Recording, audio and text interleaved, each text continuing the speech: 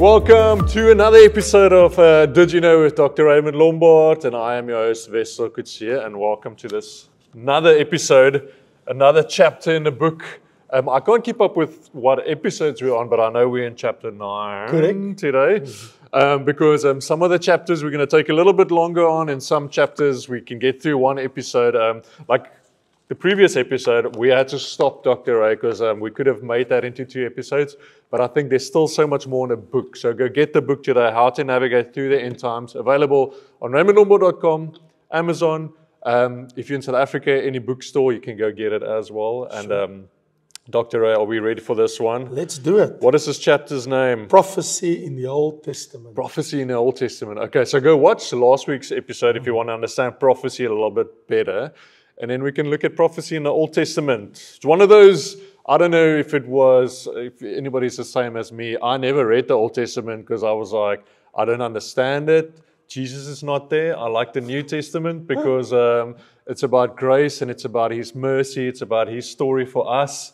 But apparently Jesus was in the Old Testament as well. Absolutely. Not only... Or spoken about and was there. I don't know. Yes, no, for sure. You know, I think we spoke in one of our episodes about the angel of the Lord. If we haven't done it, and you talked about we need to make a program, because Jesus appeared physically in His pre-existential before He accepted humanity and become a man like us. He appeared as the angel of the Lord in the Old Testament.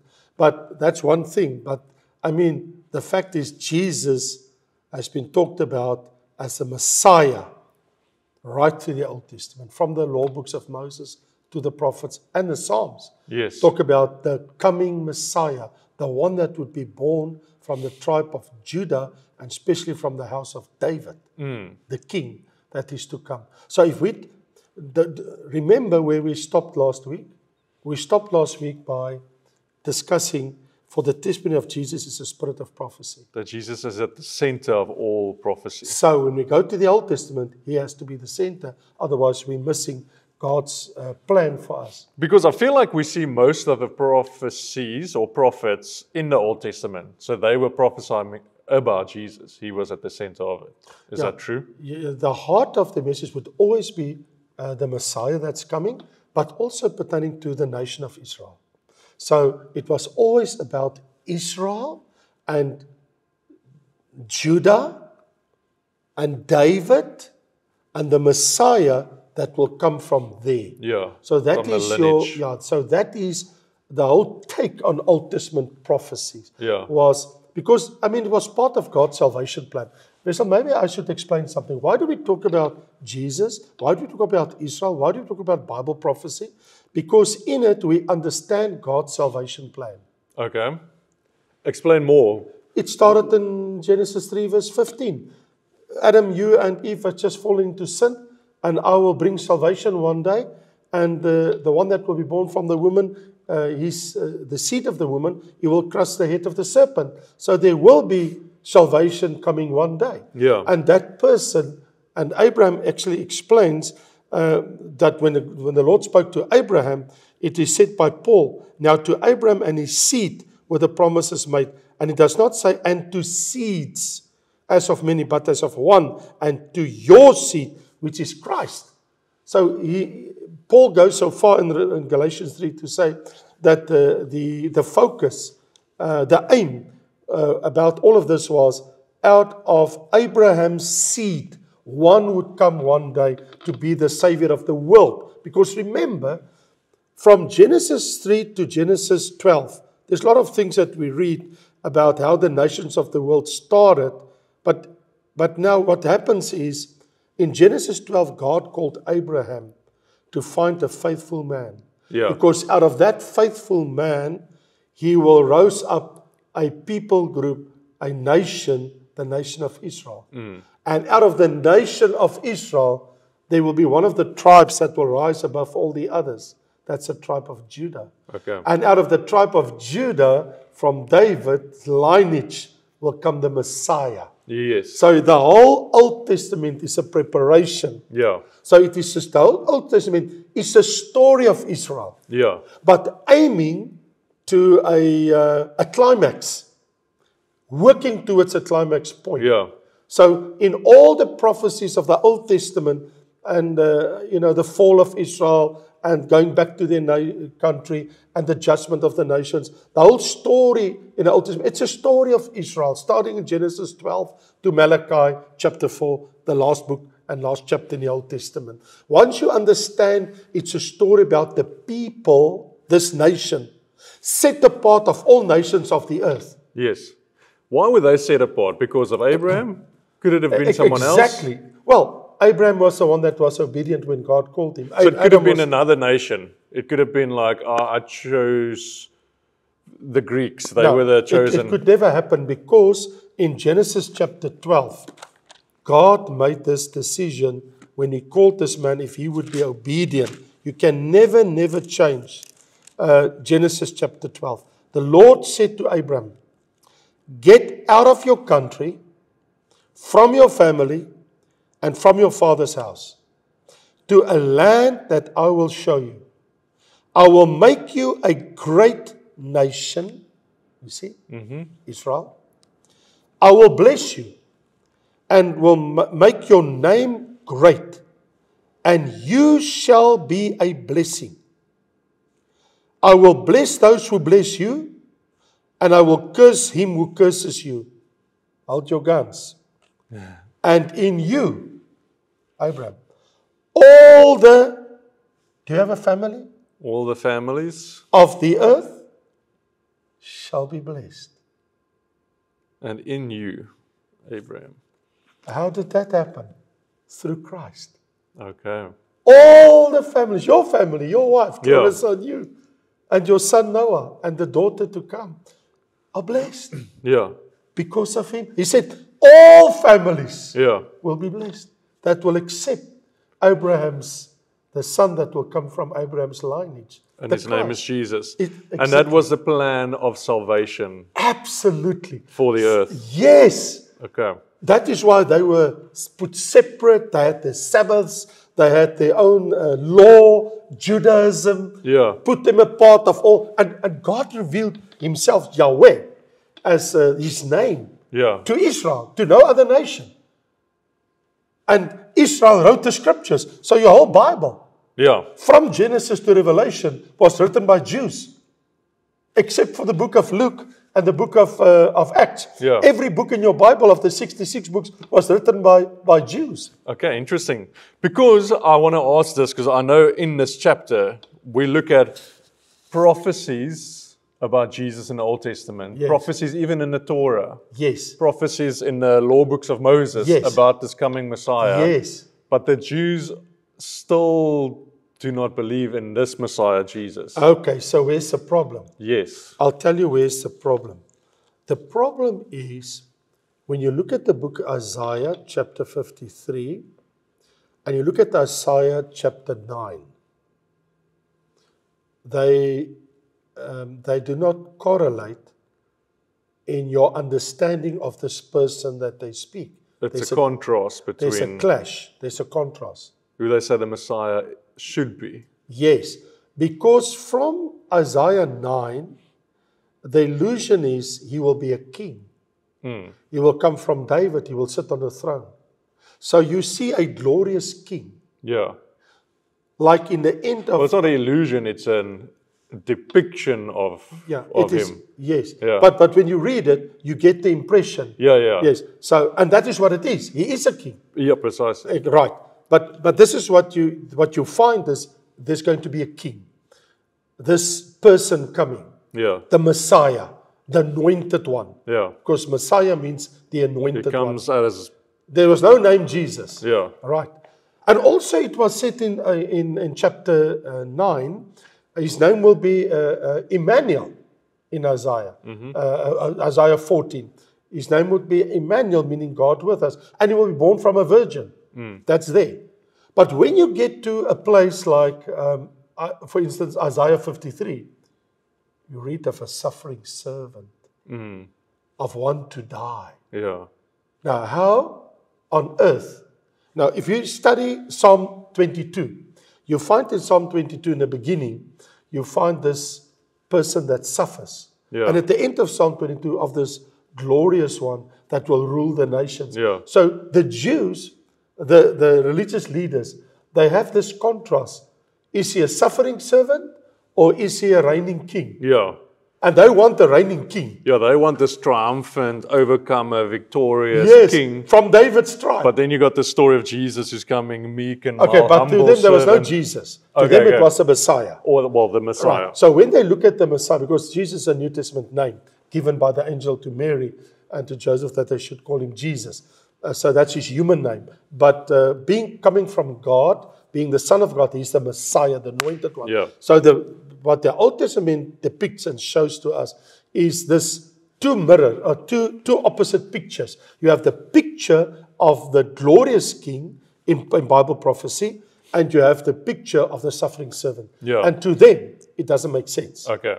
That is why when Jesus appeared, they said, you can't be a king. Look at you. Yeah. You're not the king. And they didn't see the suffering servant. They said, crucify him. Yeah. They actually made him to suffer. Yeah. And that was prophesied, Sure. that he will be the suffering one. So if you're a Jew today, not a Messianic Jew, what would be the word for it? The Orthodox Jew The Orthodox or a Jew. Siddiq Jew, yes. They are still waiting for the Messiah. They are waiting for the anointed one to come. They truly believe with all their hearts, he will come one day. He did not come yet. Now, did you know that there's even scriptures that the rabbis don't want the Jews to read? Okay, which ones are those? Like Isaiah 53, That says? how he suffered and died. Okay. Because it's explained in the New Testament, and the moment you bring that together in the New Testament, you realize it's him. Yeah. It's him. So they don't want you to read Isaiah 53.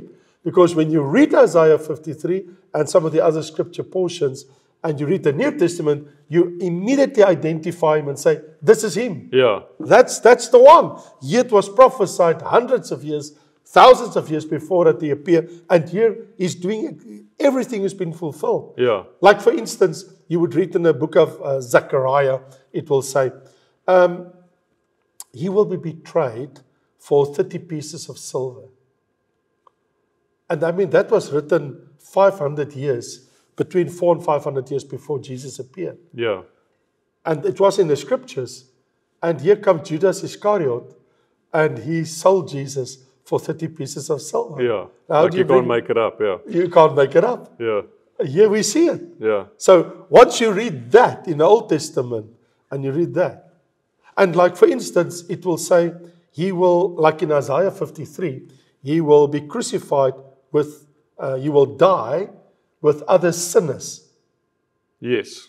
Well, he died with two of them on the cross. 3 of them on the cross. Next to him. Yeah. And then Isaiah 53 would say, and they will bury him in a grave of a rich man. Mm-hmm. And guess in whose grave Jesus was buried? Joseph of Arimathea. Yeah. And Isaiah would say, your king comes, Zechariah 12, your king comes riding on a donkey. And he will come into the city. Yeah. Look, he's not coming on a horse. He's coming on a donkey. Yeah. And here comes Jesus riding to Jerusalem on a donkey. There we go. You understand? So when you read Old Testament scriptures and you see that, of course you can see the fulfillment Yeah. in the new. But for them, they was waiting for a king. Okay. And so in Bible prophecy, you have the two contrasting depictions of Jesus in prophecy. Yeah. Because the one seemingly opposing portraits of the Messiah is the one is a suffering servant, the other one is a glorious king. So the Jewish leaders, they're looking for the king the whole time. And that is why when Pontius Pilate, when he put on the cross of Jesus, Jesus of Nazareth, the king of the Jews. Okay. And they said, no, take it off. Take it off. And he says, why? They says, he said, I am the king. We say he's not the king. Yeah. He's not the one we expected. Take it off. And you know the famous words of Pontius Pilate. What did he say? What I've written, I've written.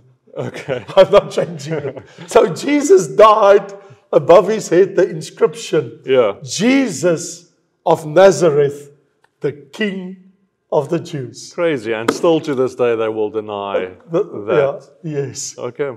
That's so interesting. It is so much. So, but we, of course, having the scriptures, we can trace the tracks of the Messiah. Yeah. So when we go and look at all the different scriptures as pertaining to Jesus in our book that we actually have there, is in the book of Genesis, in the book of Isaiah, Micah, Zechariah, in the book of Psalms. So where in the Old Testament it would say, like for instance, in Genesis 3:15, he will come from the seed of a woman. Galatians 4 verse 4 says exactly that. Okay. It's now being fulfilled. Like in Genesis, it will say, Genesis 31:12, in Isaac would be his lineage. Well, in the New Testament, you read in Matthew 1 verse 2, it is from Isaac. So we're looking at what was written in the law books of Moses And in the prophets. and in the prophets. In the But I mean, like Jewish people literally reading that, and then if you read the New Testament, you go, "Oh, this is where it's fulfilled." Yes, okay. Like for instance, in the law book it says, which you've rightly quoted, in Numbers 9 and in Exodus 12, no bone shall be broken in a lamb. Yeah. And what the interesting thing was, just listen to this.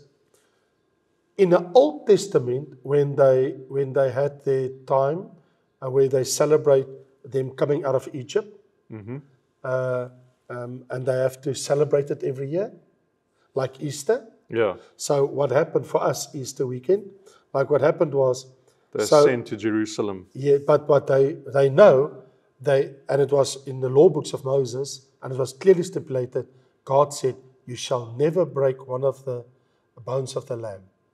You can open it up like a barbecue braai, Okay. but you do not break one of its bones. You're not allowed to do it.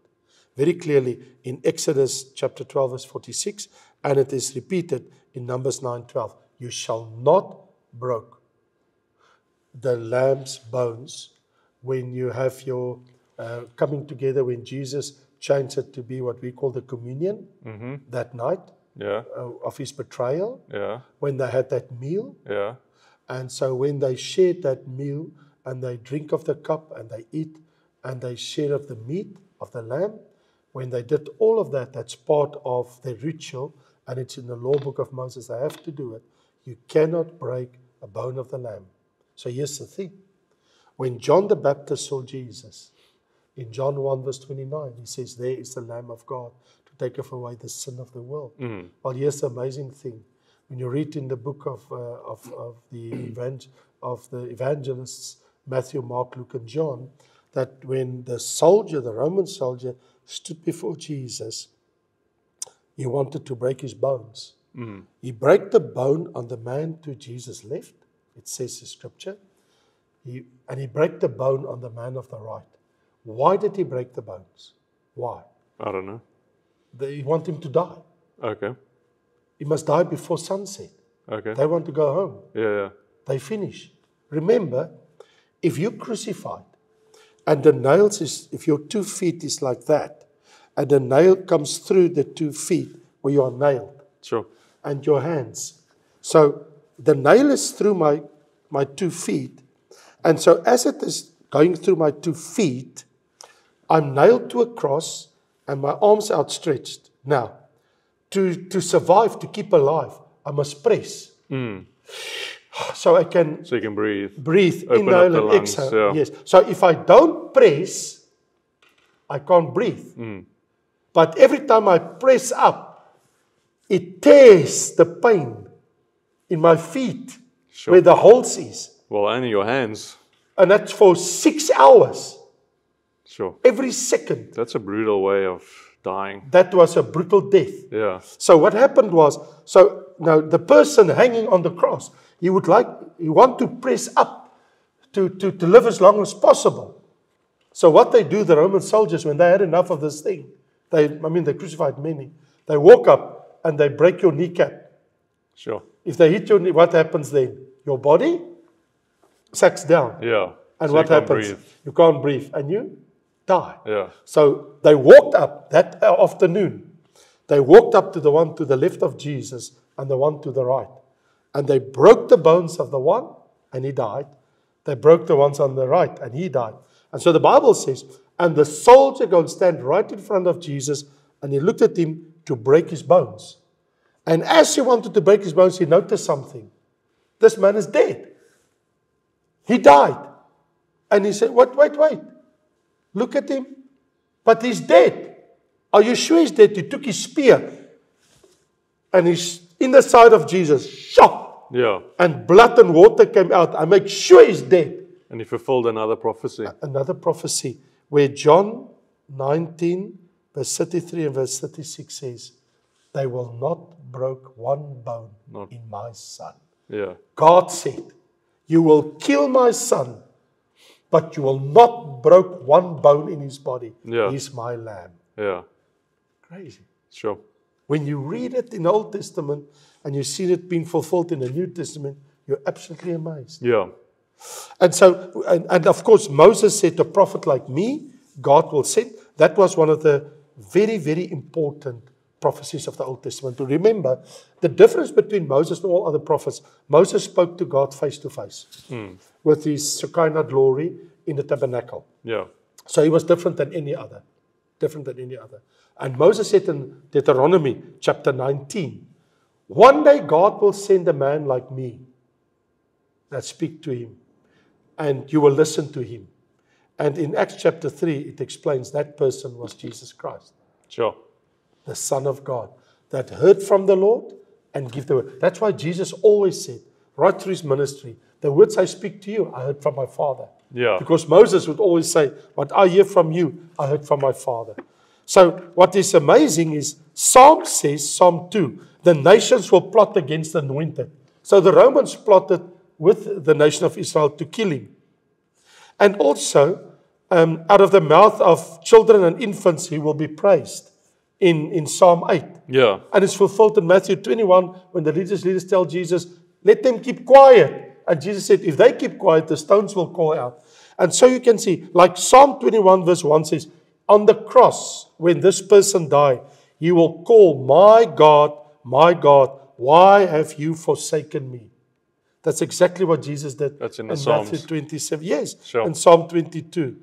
And it says in Psalm 22 verse 16, they pierced my hands and feet. Yeah. It was prophesied. And in John 19 it says, they pierced his hands and his feet. So when was the Psalms written? Before Jesus? Yeah, especially in the times of David.